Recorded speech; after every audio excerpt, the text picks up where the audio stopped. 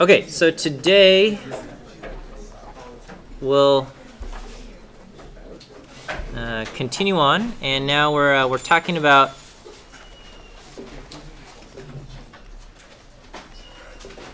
numeric methods, and in particular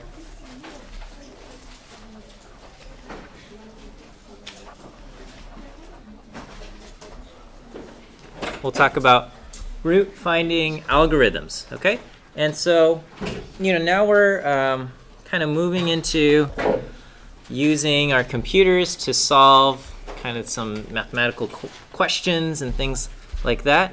This is going to be coming from our textbook, chapter 10 in our textbook. Okay, I'll try to follow the methods covered there closely.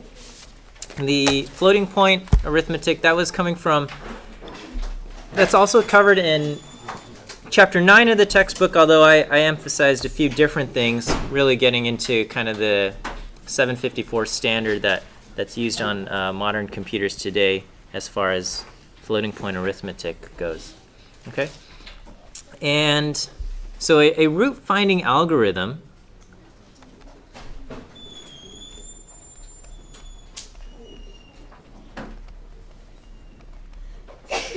is basically a computational method, numeric method to solve where some function f of x is equal to 0. Okay? So basically you've got some function, and the spots where it crosses 0, if this is some function f of x, where it crosses 0, this is a root, and this would also be a root. Okay, so the spots where the function crosses 0, that is a root. Now it's important to note, and you probably learned about finding roots, or like in 7th or 8th grade, whenever you took algebra, you learned how to factor a quadratic polynomial, and you could solve where the polynomial is equal to 0, and that's an algebraic way for finding roots of a polynomial. Now these are non-root finding algorithms. This is not an algebraic way. Okay, we will not get exact answers.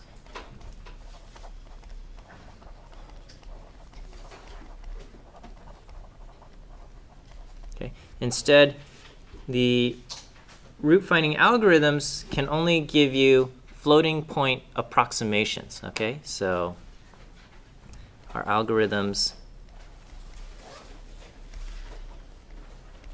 will only give us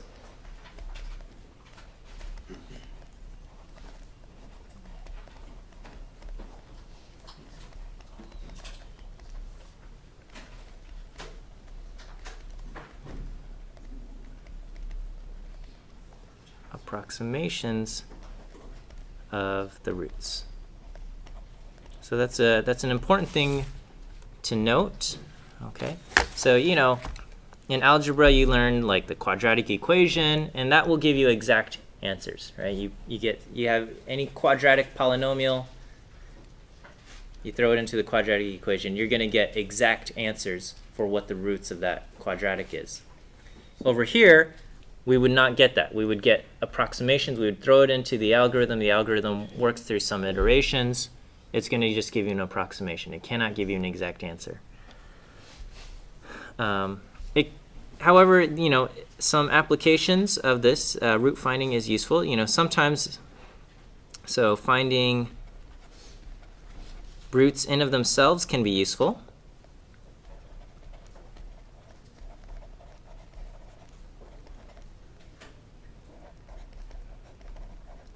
So, perhaps you want to know where f of x is equal to 0. Okay? Solving some for where f of x is equal to g of x can be turned into a root finding problem.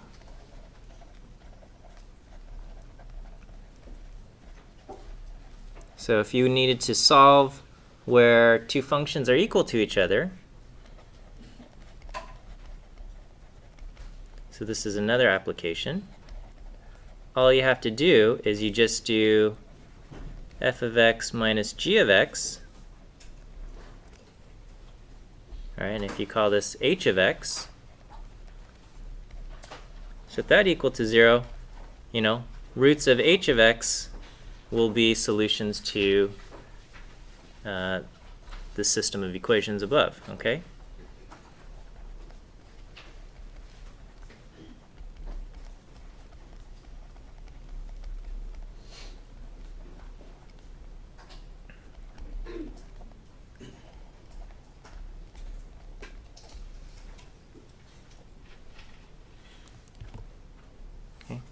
And all of these algorithms that we're going to cover today, these are all iterative algorithms.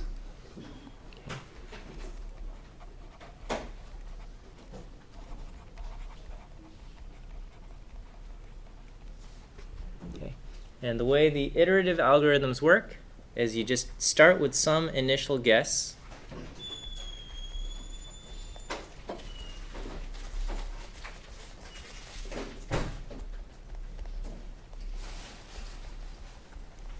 Which we call x sub n.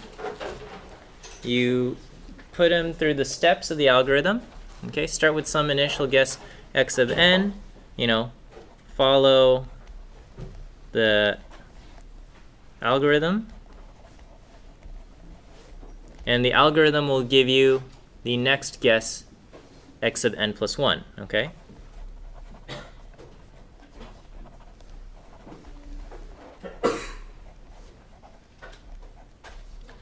And then now you just repeat the process, okay? Now that you have an updated guess, gives x sub n which is your updated guess.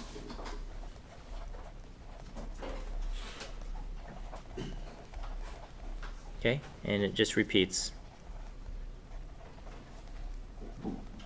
the process. And what we're hoping is that the algorithm, the updated guess is closer to the true answer, okay? And eventually, you run through enough iterations, the updates get closer and closer and closer to a point where there's very little change from the past guess and the next guess, right?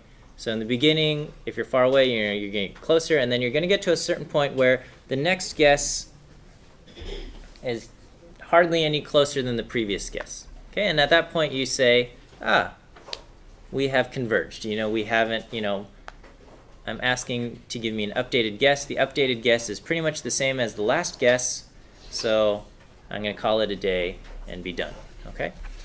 That's what we're hoping for. Sometimes the algorithm does not converge and it just ends up all over the place, and we're sad, but that happens, okay?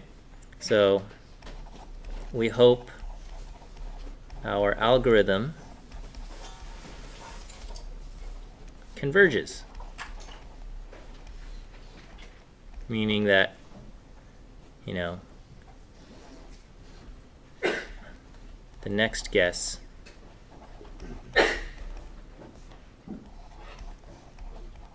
is hardly any different from the last guess.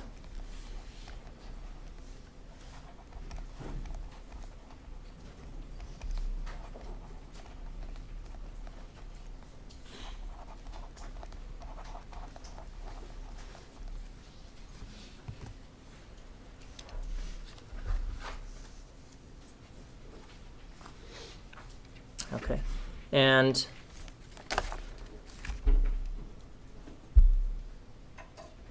the book covers a few different root finding algorithms. Each have their own pros and cons.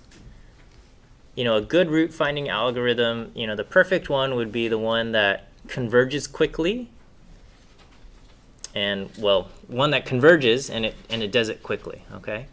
And if it requires less math or information from our part, that's better for us, okay?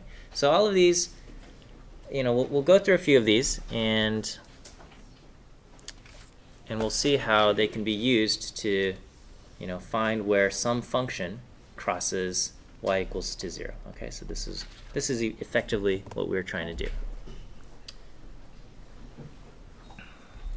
Okay, so the first method that the book covers is called fixed point iteration.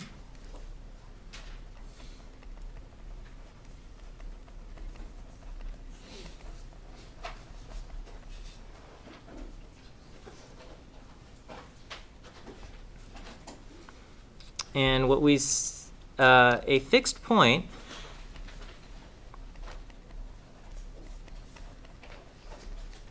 of some function g of x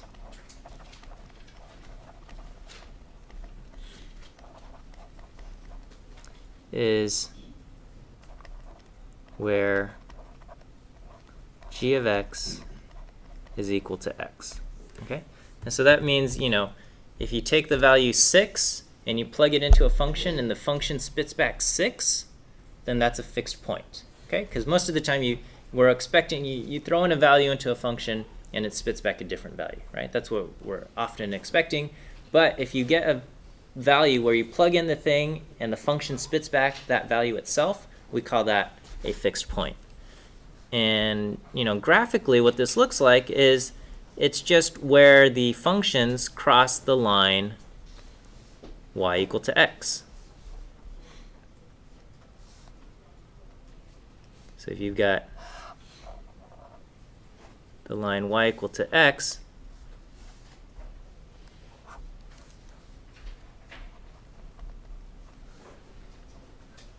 and you have something like this spot right here, this is a fixed point. So if we call this, if this function is g of x, this is where, you know, you plug in x is equal to g of x. It's crossing the line y equals x. This would also be another fixed point. Okay.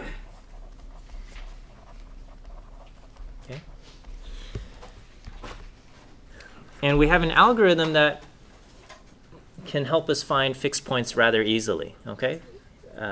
So we have an algorithm that helps us find fixed points. Now, how is this useful in finding roots? Well, so we can use fixed point iteration to find roots of f of x. So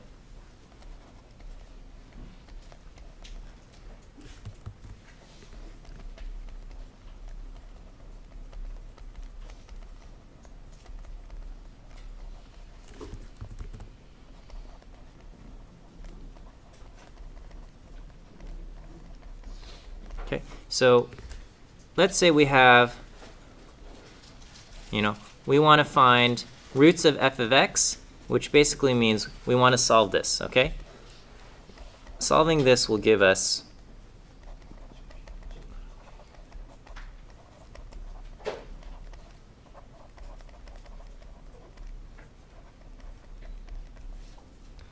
what if I just do this? What if I add x to both sides? Okay. And I renamed this to be g of x. Okay, and so now finding the fixed points of g of x will be the same as finding the roots of f of x.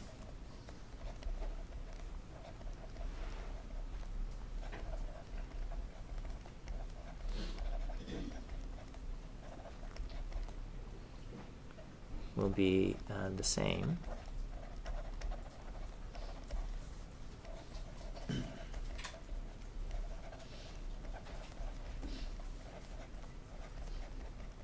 Does that make sense? Okay, so if we just rename this, if we add x to both sides and we're going to call this g of x, then finding the roots, finding the fixed points of this thing will give us the roots of this thing. Okay? And it doesn't have to just be adding x to both sides. That is one simple way to do it. Okay? But basically, if you can rewrite f of x so that you have a new function on this side and x on the other side, then we would call that kind of fixed point form. Okay? So, you know, we don't have to just add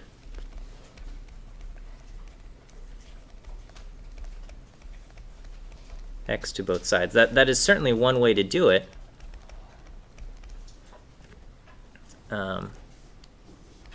Though that sometimes works.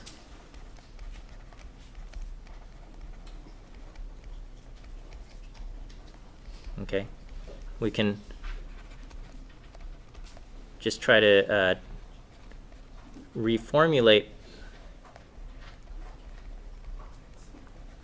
f of x equal to 0 into the form g of x equal to x. Okay, and then we just solve for the fixed points of g of x.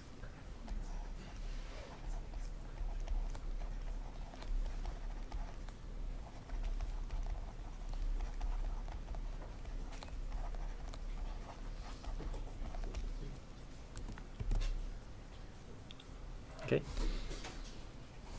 And the reason why we might want to do this is because the algorithm for finding the fixed points of g of x is a very simple algorithm. Okay. You guys are still writing? Okay.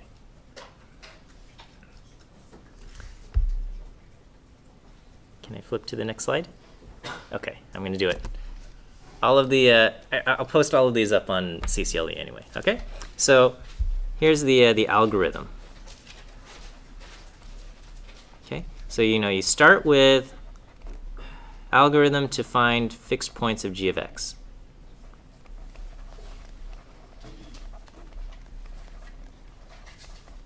Okay, start with x sub n. Okay, then your next guess, x sub n plus 1, is going to be, you just plug in x sub n into g of x, and then what that spits back is going to be your next guess. And that's it. And then you just repeat the process. You just say, okay, well, this is now my new guess.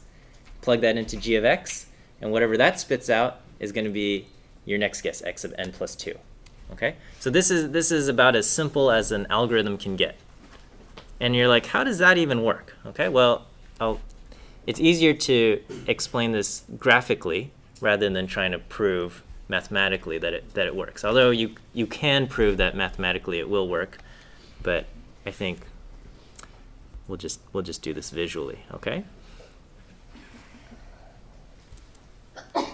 So I'm going to draw the line y equals x here. Okay.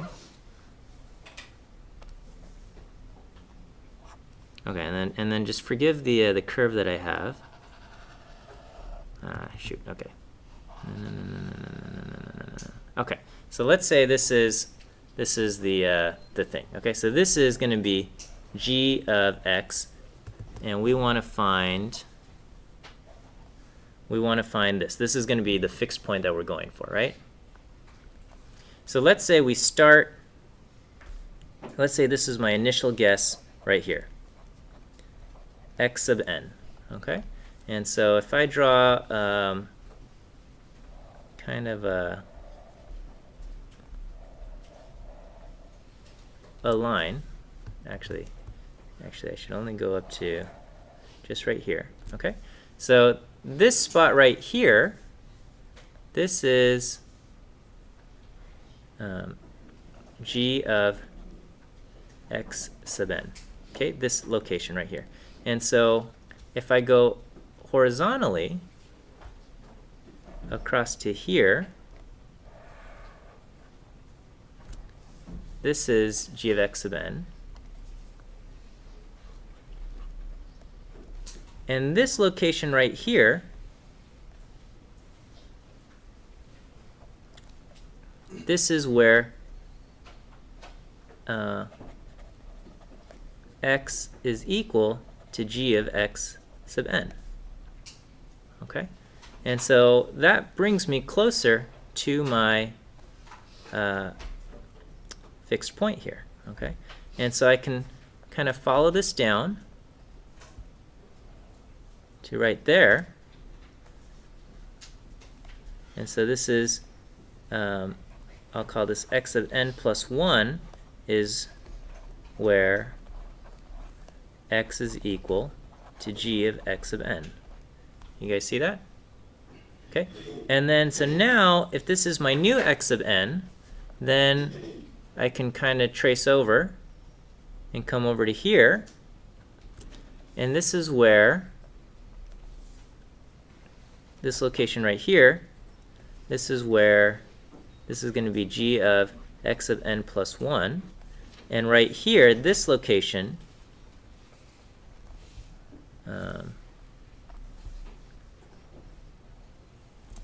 right there, this is where this is going to be my x of n plus 2. This is where x is equal to g of x of n plus 1. Okay? And so you can see that if we follow this, then we will get closer and closer and closer to this fixed point of g of x. Do you guys see that? Okay, so all we have to do is we're just going to take our current guess x of n, we plug it in, and get g of x of n. And if we use that value, the g of x of n, as our next thing, it'll get us closer to our fixed point. Yes? How does that find multiple fixed points? You just start off with a different initial guess. Okay? And you just keep repeating. Yes? How do you pick your initial guess? Is it completely random? Do you start on like the millionth and like want to take super long to get to whatever the first point is? Depending on It'll take a while. so it's just totally random. It's not, yeah. At this point, we don't have really good rules on picking your initial point. Obviously, if you can graph the thing and you go, oh, well, let's kind of guess where this is, then you can do that. So if you can graph it, then it makes sense to pick a location that visually looks kind of close to where the fixed point is or the solution is that you're looking for. If you don't have the luxury of graphing it, then it is kind of a shot in the dark. Okay? All right, now there are some problems with this fixed point iteration. So again, the algorithm for, here's the algorithm. So rewrite f of x equal to 0 in some form g of x equal to x. And then solve for the fixed points of g of x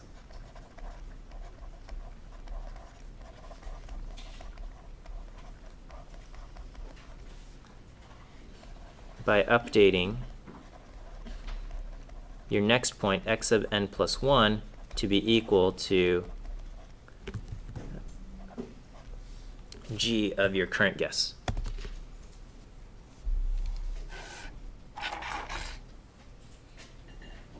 So that's the fixed point method.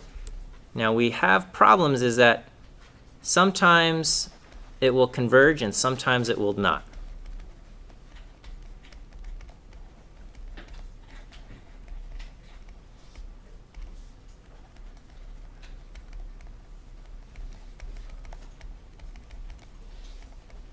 Okay, and the rule for convergence, all right, and this is kind of, I don't even want to write this because I don't want you guys to think that it's really important for you to know. But I will put this here, and it's like, you know, it converges if the derivative at the fixed point, if the magnitude of that is less than 1, okay? And if it's not less than 1, then it won't converge, and you get problems. Okay, so you know so I just want to show you some examples, and it feels kind of arbitrary, as you know, how will we know when it converges and when it won't? And the answer is you don't really know. Okay, so in the book, let's say we want to let's say we wish to find the roots of f of x, which is going to be log of x minus e, or the e to the negative x, or exponentiate negative x, okay? So this is, we want to find the roots of this thing. Okay, well, this is what f of x is, okay? So, you know, we want to basically solve where log of x minus e to the negative x is equal to 0, okay? So one way is we can just add x to both sides, right? And we could do x plus log of x minus e to the negative x is equal to x, all right? And we'll call this thing g of x, okay? And now we just try to find fixed points of g of x.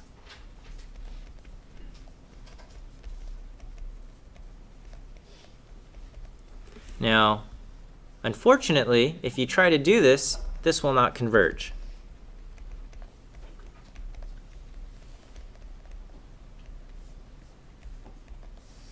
So, okay, well, what do we do?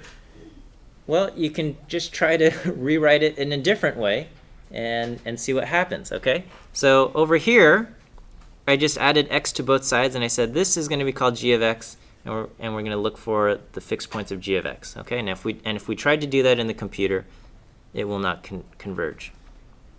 On the other hand, let's say, you know, I'm trying to solve this where it's equal to 0. I'm going to add x to both sides again.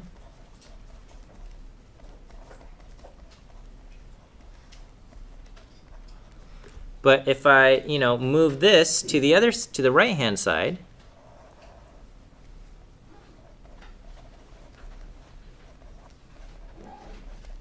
then I have x is now equal to x minus log of x plus e to the negative x. And then I can call this g of x. And we're going to find the fixed points of g of x.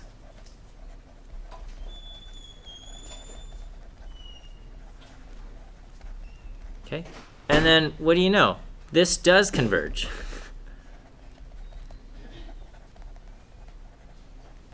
Okay,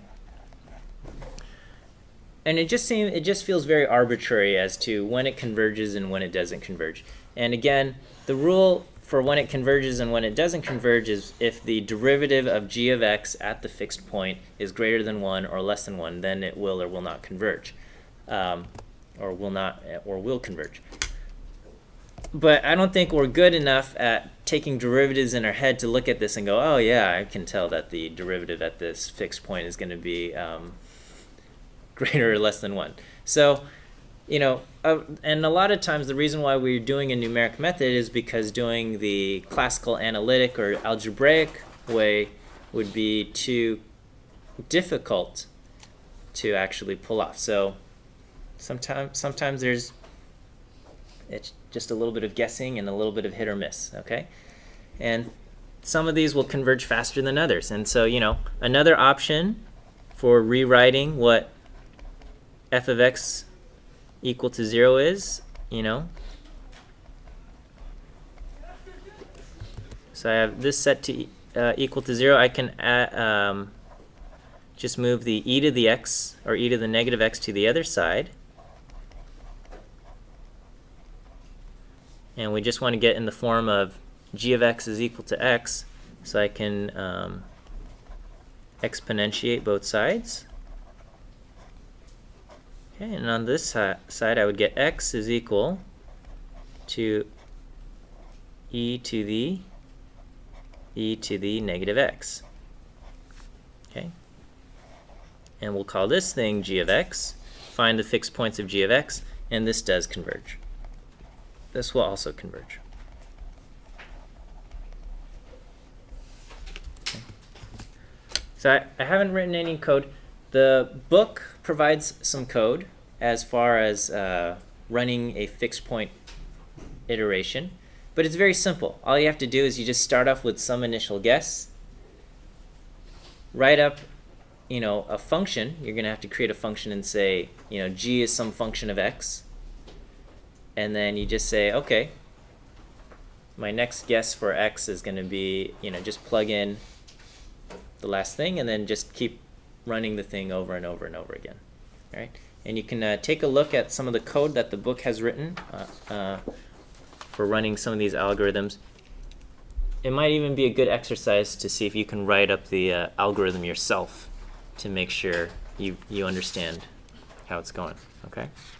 And you'll see that some of these converge and some of these don't. Okay? And these are both examples that the book runs. So I'm hoping as you do your reading, it'll make sense. Okay, so that's fixed point method for finding roots. All right, we also have Newton's method, Newton-Raphson method.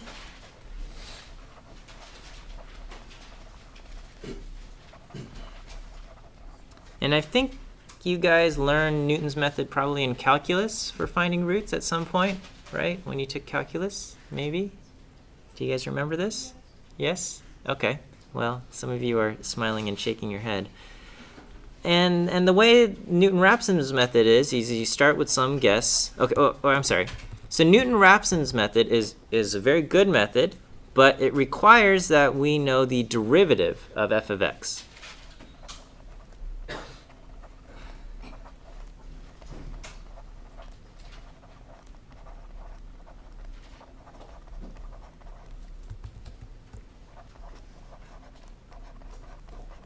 Okay, so we need to know f prime of x. Okay, so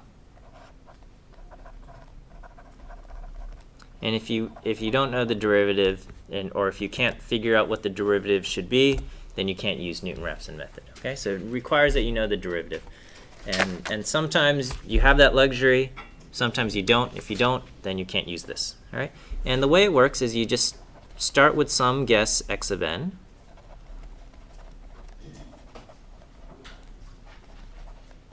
Okay, and then you find f of x of n. You find that location, and you find the tangent line at that point.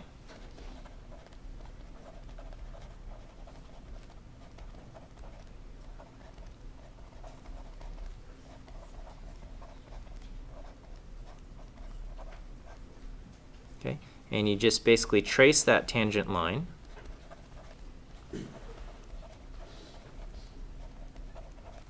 to where it crosses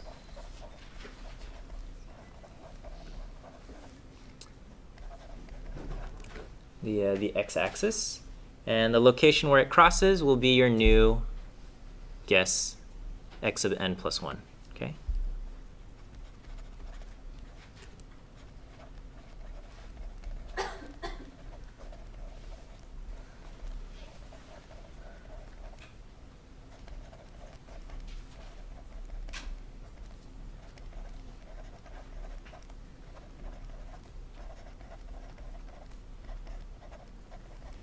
Okay, so what this looks like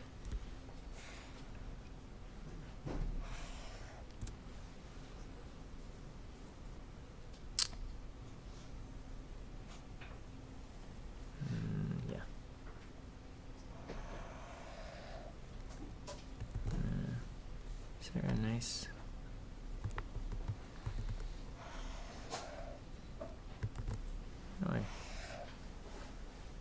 I don't know if this is any good, but okay.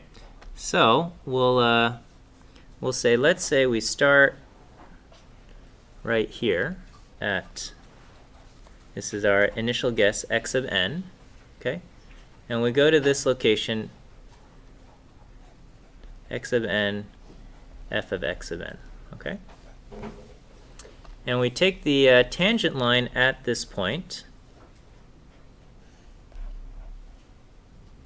which I'm just pretending is something like this. Okay, we take the tangent line and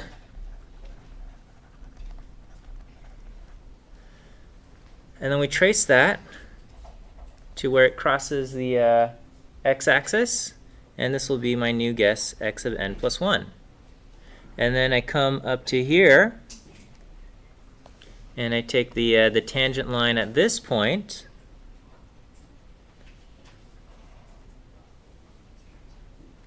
something like that, okay? And where it crosses, this is going to be my next guess, x of n plus 2. And I keep going up and I keep doing tangent lines until I converge to the root here, okay?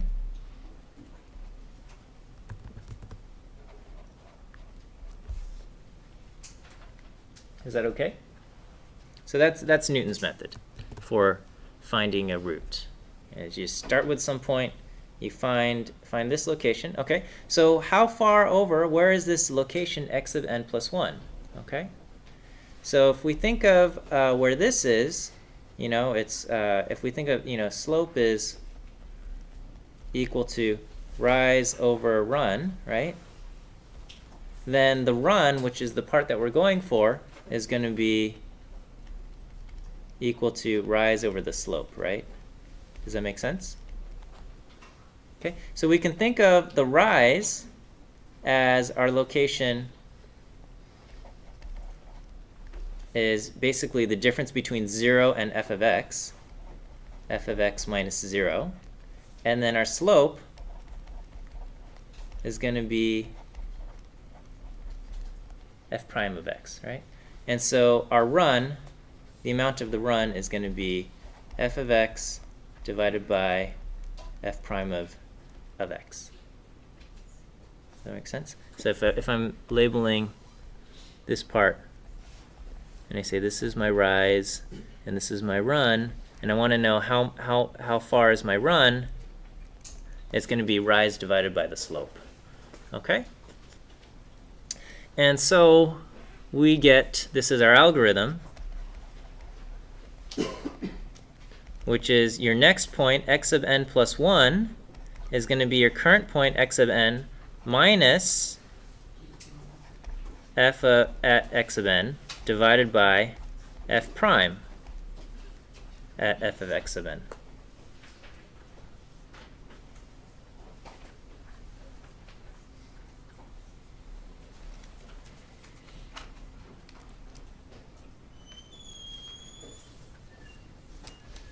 And we just do that over and over and over again, okay?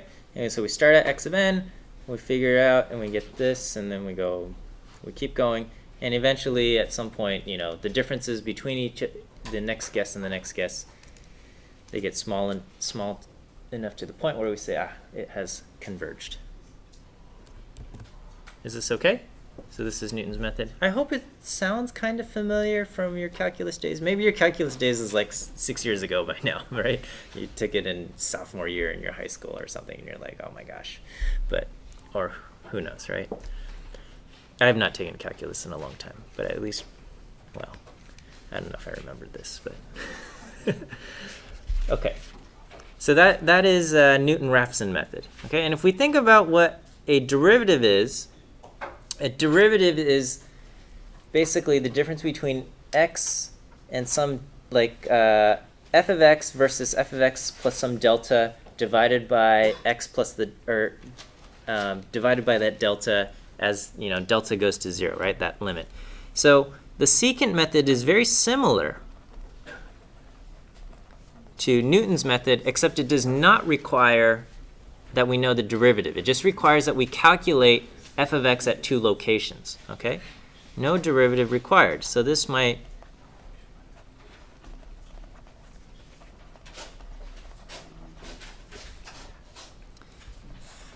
and so the way this thing works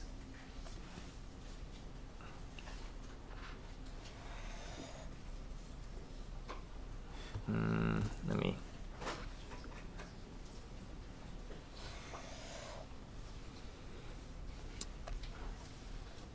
instead, it requires that we start off with 2 initial guesses, okay? We have 2 initial guesses.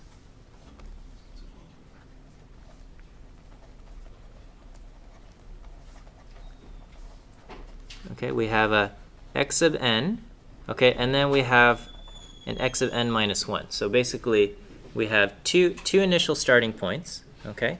And so let's say this is x of n, and this is x of n minus 1, okay? And we go, okay, what is this? This point is right here, and this point right here. So we find, you know, f of x of n, and we find f of x of n minus 1. And we connect those two lines using a secant line. Okay, so this is a secant line. This is a line that connects these two things. And it's very similar to Newton's method, except instead of trying to get the derivative, you find, okay, so you find the secant line that connects those two lines, or 2 points, okay? Find the secant line that connects the point x of n and f of x of n, and the other point x of n minus 1 and f of x of n minus 1, right? Okay, so you find these 2 points and then find where the secant line crosses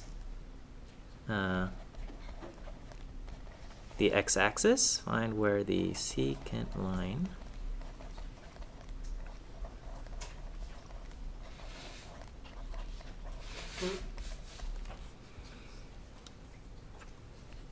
and use that as your next guess. Use that location as your next guess. So this is going to be x of n plus 1. And then so to continue this, I would say, okay, here I've got two points here, and I'm going to connect this with the secant line. All right, and it crosses here, and I continue on the process there. Is that okay? And so again, the amount we're going to try to figure out the run, okay?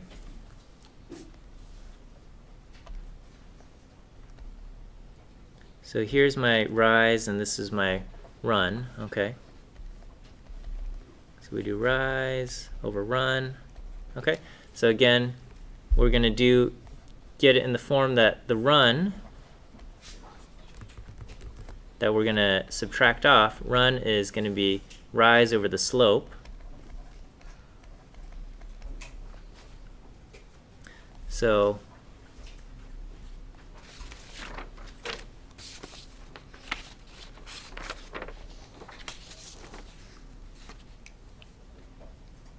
okay, so the rise is going to just be f of x sub n, okay?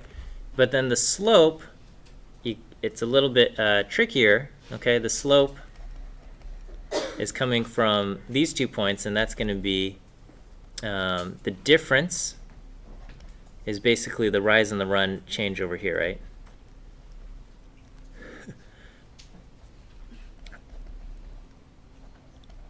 So this is going to be f of x sub n minus 1 minus f of x sub n. I'm sorry, I got those flipped around. X of n minus f of x of n minus 1, or actually it doesn't really matter, divided by x of n minus x of n minus 1. Okay, so anyway, our algorithm, so if this is our slope, we plug that in, and so our algorithm says that your next point, x of n plus 1, take your current point, x of n, and you subtract off this run amount, which is going to be f of x of n, the rise divided by the slope, where I'll just do x of n minus x of n minus 1 over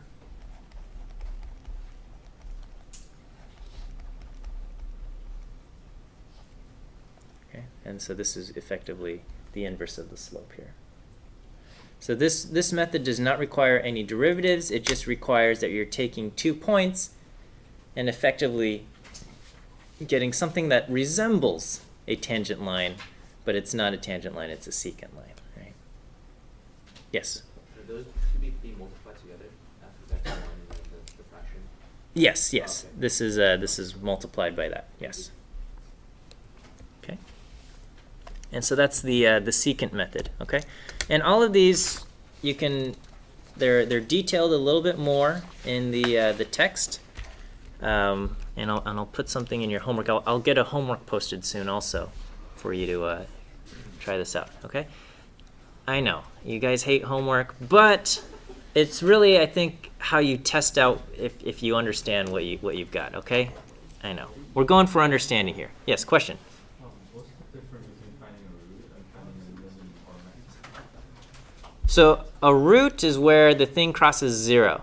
I mean, in algorithm. Okay, that will come soon. All right, not today. All right, sometimes we use roots, the root finding method, to find minimums and maximums. Like if we want, so one method, Newton's method for finding maximums or minimums is basically you're going to find roots of the derivative. All right, because when the derivative equals 0, that means you found a local min or max. Okay, last method, and I got just a few minutes to cover this, is called the bisection method.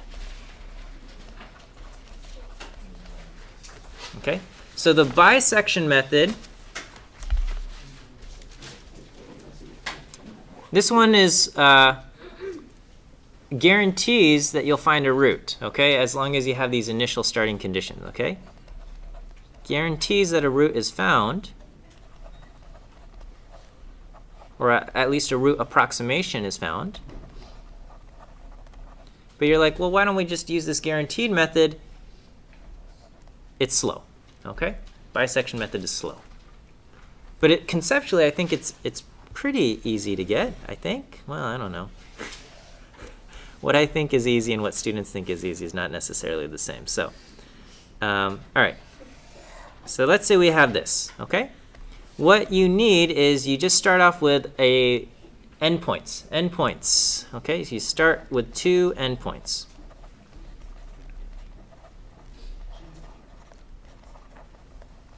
Okay, basically an x on the left and an x on the right, okay? And all you need is that x on the function at f of x on the left and the value of the function at f of x on the right must have different signs.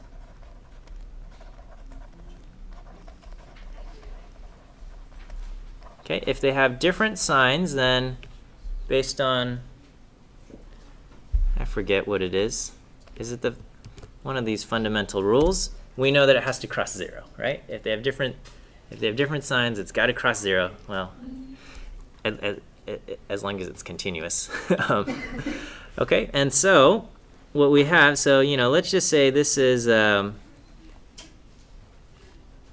x on the left, and over here I've got x on the right. Okay, and basically you're going to find this. I positioned my picture poorly.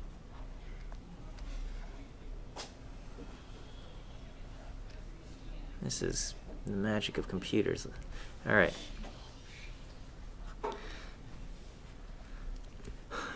And you just get the midpoint, okay? So x of n is going to be halfway between x of L and x of right, okay? And you take the find the sign of f of x of n, okay? And you're going to keep either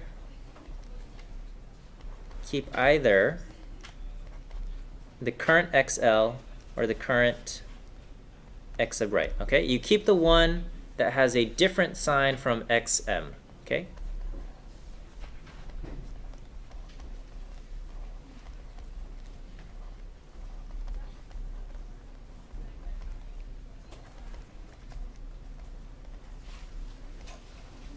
All right, and so right here I go here and I say this is my midpoint x of m, okay? And I look at this and I go, oh, okay. So after one iteration, I go, okay, I have this. This one is negative. This is positive. we're going to keep these two. And we throw the other side away, okay? And then so this becomes my new x on the left. And I just repeat the process, okay? And I go, okay, this is my new x on the left, this is my current x on the right. I go halfway in between. This is going to be my second xm. Okay, and then after my second iteration, I say, okay, this one is positive, this is positive, so, and this one's negative, so I'm going to keep these two.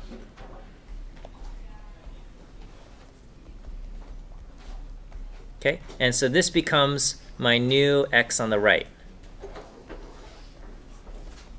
Okay, and then we just repeat the process. So we just half it, we just take it, cut it in half, and we go, okay, on which side does it cross the x-axis? Okay, and that's where the sign of one and the sign of other are different. Okay, and you keep the two values where the root is in between, and you just repeat the process, cutting it in half, and until you converge to a certain point.